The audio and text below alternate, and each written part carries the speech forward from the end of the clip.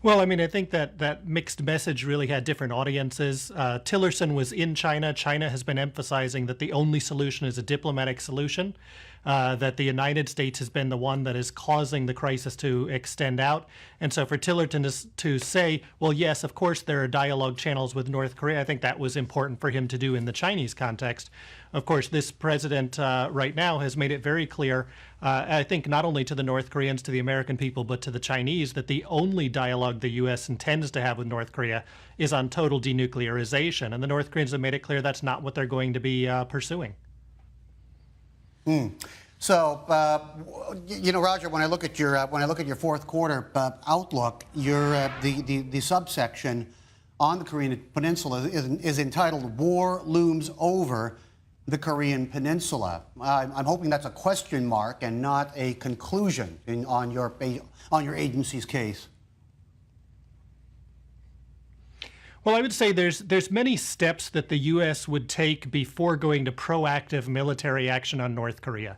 But what we're seeing happen right now is that the United States is trying to make it clear, particularly to the Chinese, that it does have a military option rather than a diplomatic option. And that's to try to get the Chinese to consider that the cost of intervention on their part is now lower than the cost of waiting and letting the North Koreans achieve this nuclear capability.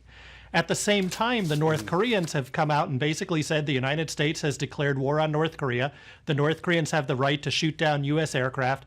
And the North Koreans view this nuclear program not merely as regime stability, but as a way to change the relationship between the U.S. and the South Koreans. So there's an incentive on the North Korean part to try to carry out an action during this quarter that is a very aggressive action, and that can lead us to the accident as both sides build up force and both sides start to take more assertive action near each other, even if both ultimately are trying to avoid war. Some of the recent commentary from North Korea on China has been rather acid-tongued. I mean, criticizing official publications like the People's Daily op-eds and things like that.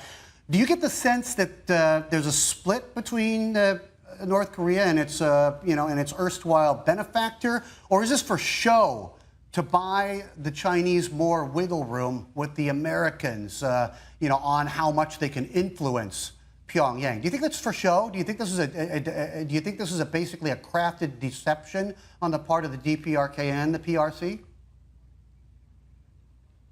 I'm not so sure that this really is a deception. The North Koreans have worked systematically for the past 4 or 5 years to remove anybody from within the core elements of their government, their regime, who had very close ties to the Chinese. The North Koreans have refused visits by key Chinese officials for several years.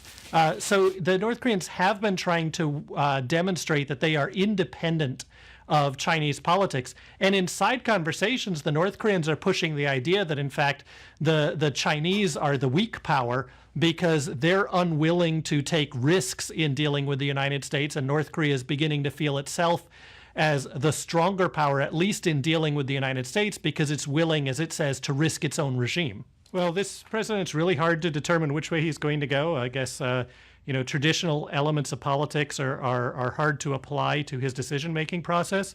Right now, it does appear that he may either recertify or simply choose not to say anything about it, and then that pushes it to the Congress. And the Congress is probably not going to want to put full sanctions back on Iran and significantly undermine this deal, particularly at a time when tensions with North Korea are so high.